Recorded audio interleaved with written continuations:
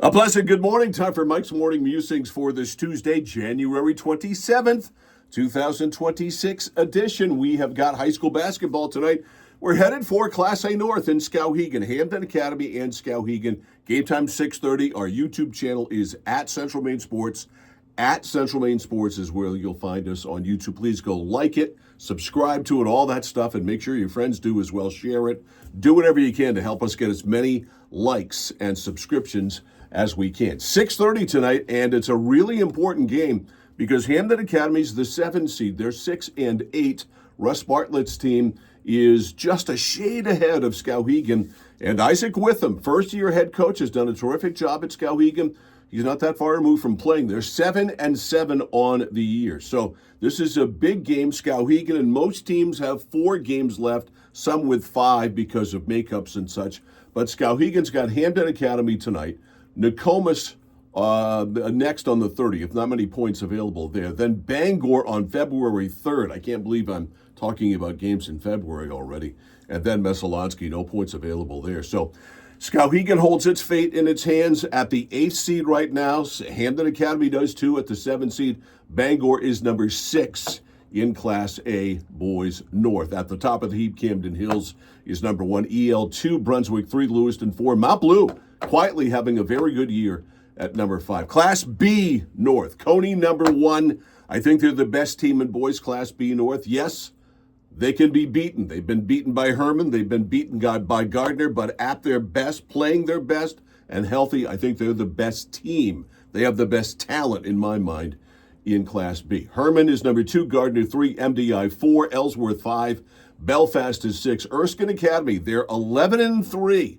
And yet they're just a 7 seed, and they have one of the most exciting players in Maine high school basketball, like Gavin Fanjoy. Presque Isle 8, Lawrence is still there. They've only won 3 games this year, and they're still there. They're 3 and 11. They've got some points to make up before they get to the 8th seed, but it is possible because they're playing Coney tonight down in Augusta.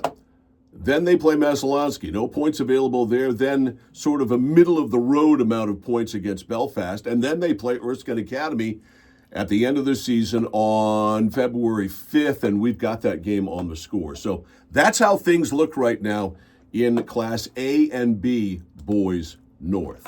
I'm going to stay in Skowhegan because I'm going to talk about Jaycie Christopher next. Again, Jaycie Christopher, former Skowhegan Riverhawk, of course, led Skowhegan to the state championship several years ago, undefeated season. Committed to BU, decided not to do that, then went to Maine, and I don't know what happened at the University of Maine between Jaycie Christopher and Amy Vachon, and she just never got any traction there. I can't believe that Jaycie Christopher couldn't have gone to Maine, and if she had been used properly, and yeah, I'm going to say I think she was misused and not given a chance, she couldn't have been a really productive player for them. Now at USM, I'm so happy that she's having such a great year. She might end up being the player of the year in the Little East Conference. She continues to pile up Little East Conference Player of the Week award. She has won it now for the 3rd time this year.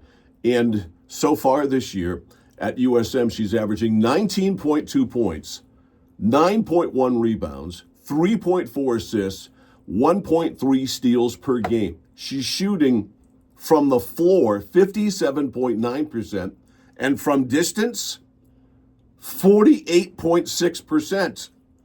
Truly a remarkable year for Jaycie Christopher. I couldn't be happier for her. It's got to feel so good for her to have gotten out of the University of Maine and finally getting some playing time. You know, at Skowhegan, 6 foot, could shoot, could rebound, did everything.